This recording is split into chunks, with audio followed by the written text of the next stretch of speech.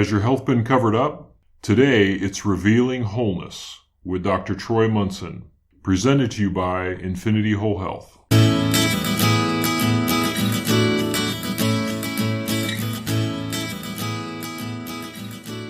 Hello and welcome. I'm Dr. Troy Munson on Revealing Wholeness. Today, we've been kind of hitting colds, flus, viruses, things like that, talking about different conditions that are related to infection, but I want to kind of do something more that's near and dear to our hearts, because all of us have probably experienced a cold or flu. And I want to talk about, start to finish, what has to happen in the body that allows a cold to kind of take over in the human body, and what can we do now to prevent and begin to strengthen the system so that those things don't happen. And the system, the body, I call it a system. The body is a very elegant design. If we look at it, is in terms of when we see a body, the first thing we notice is skin. And so that skin that we see on the outside of us is 1/200th the size of the gut, meaning the gut is 200 times more surface area than our skin that we see on each other. And so we think that our skin is really how we interact with our environment, but it isn't. It's only 1/200th of how we react or interact with our environment. It's the gut. It's always the gut, and it's going to come back to the gut time and time again. Now, we can look at the eyes, we can look at the nose and sinus passages, we can look at the mucous membranes, we can look at the mouth and the throat. And if we look at microscopically on those areas, even within the eye, we have immunoglobulins that are sticking off from the sides of our mouth and our throat and inside our nose, and our eyes produce immunoglobulins. And what immunoglobulins do is they're little proteins that tend to kind of latch on to everything. So anything floating in the air that we can't see, we breathe in through the nose, and our little receptors that are kind of hanging out all in the linings of our nasal cavities and our throat and our mouth, they catch some of those particles, they grab onto them, and they hand them off to an immune cell. And they say, hey, we caught this in the air. What is it? Because, the immunoglobulins don't really know what to do. It's the cells that analyze everything and say, oh, hey, this is a bacteria we've seen long ago. We have tons of antibodies for that one. But let's say, common scenario, we breathe in something that we haven't seen before. We breathe in an immunoglobulin on our lungs or in our nasal passages, grabbed onto it, handed it off to an immune cell and said, hey, we got something here. What's this? And the immune system says, whoa, I haven't seen this before. This is like nothing I've ever seen. Best case scenario, that immune cell starts throwing antibodies at that bacteria or virus or fungus and figures out what best kills it. Once it's figured out what best kills it, and I've read reports on upwards of 1,000 antibodies a second are thrown at this thing, we'll literally replicate it in a safe environment and start figuring out what is best to kill this particular virus or bacteria or whatever it is. And when we figure it out, we hand that little piece of information off to a memory cell and say, hey, if we ever face this thing again, here's what kills it really good. And so we create a memory cell in our immune system, and now that remembers it forever, and we pass that on to the next generation. That's how it works. So we're constantly adapting and overcoming and evolving, if you will, as we do this. And so best case scenario is we get something that we haven't seen before. We start creating antibodies. We figure out what kills it. We kill everything that started replicating in our body, and our liver handles it. It doesn't get overburdened. It detoxifies the blood, and out goes all the particles out of our bowel. And we never knew that we, quote unquote, were sick.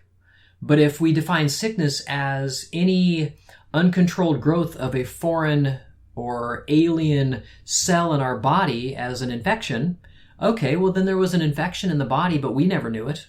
And likely you've gone through many infections and never knew it, because your body has been working that well all the time.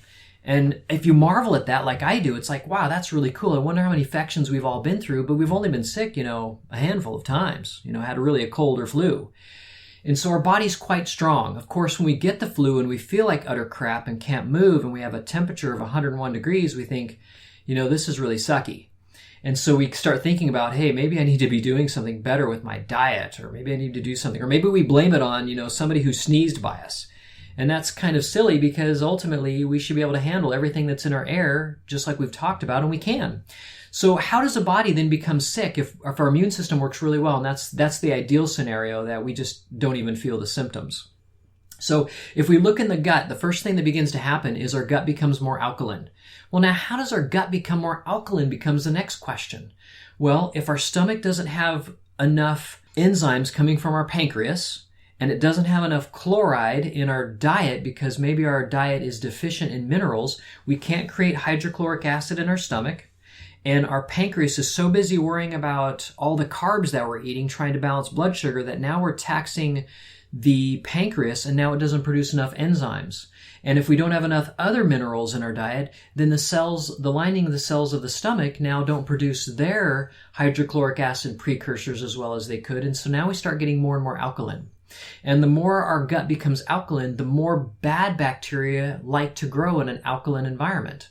So our stomach is incredibly acidic. And then as it hits the gut, it gets neutralized, all that acid, and now it's around a neutral pH, not too alkaline, not too acidic, if anything mildly just barely acidic in our small gut. And then our large gut becomes more acidic again, 6.0, 5.5. That's all okay for the large gut to be a little bit acidic and make sure things that aren't good don't grow. And so that's the environment of the gut, and the gut's a pretty big place. And so if our environment is good, we now repel naturally bugs, viruses, funguses. We don't allow them to grow.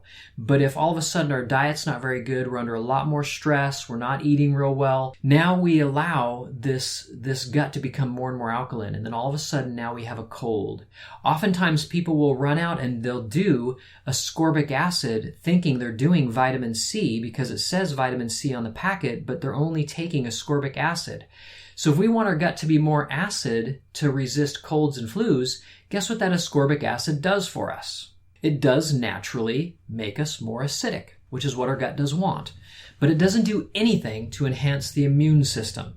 Real vitamin C, that's over 500 things that make it work correctly, is way more potent than just ascorbic acid. So ascorbic acid in of itself, is it horrible? Well, no, but it's made in a factory in China out of high fructose corn syrup that we make probably in this country, and they buy and they throw hydrochloric acid out of it, and they make ascorbic acid, and they sell it back to all the natural food companies, and they put it in a pill and call it vitamin C. And so not only are you getting genetically modified corn syrup converted to vitamin C, they don't even tell you that on the jar. So most of your ascorbic acid is really not what you want to be doing in the form of vitamin C. That's a plug just for that. So as we maintain acidity in our gut, and we're doing fermented foods like raw apple cider vinegar or fresh kimchi or fresh sauerkraut, I call it fresh even though it's fermented, but if you're making it, it's real. If you're getting it in a jar, it might be pasteurized, and now there's no viable bacteria in it at all.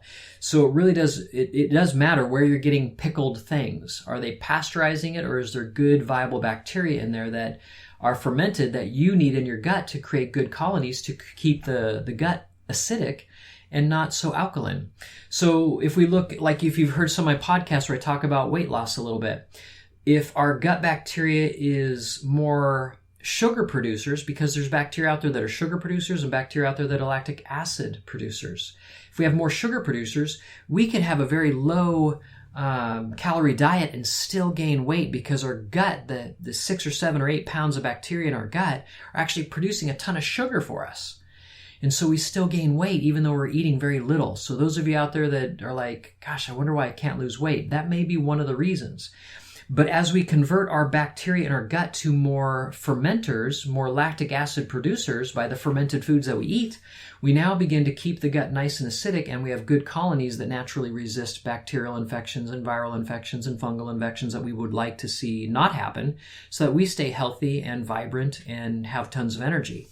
So as our body gets worn down and our immune system now gets worn down, our immune system is very, very dependent on minerals like calcium, phosphorus. It's dependent on B vitamins to run.